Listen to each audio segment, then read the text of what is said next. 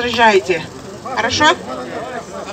Сегодня станет понятно, дорогие соотечественники, сегодня станет понятно, есть ли в нашей стране справедливость или нет.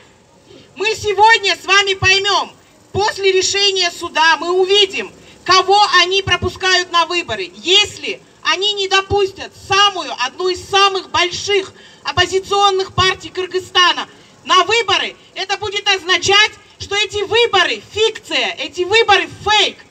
И мы должны будем их все бойкотировать, эти выборы, если они не допустят одну из самых больших партий оппозиционных. Сегодня решается справедливость Кыргызстана. Сколько мы можем терпеть, что наши дети живут голодные?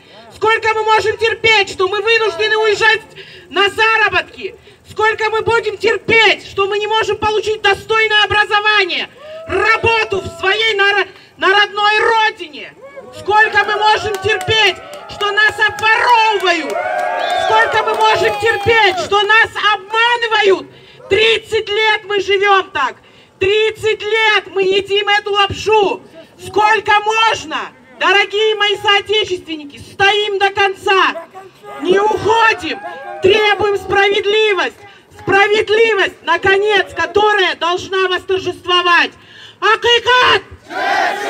Акыкат! Акыкат!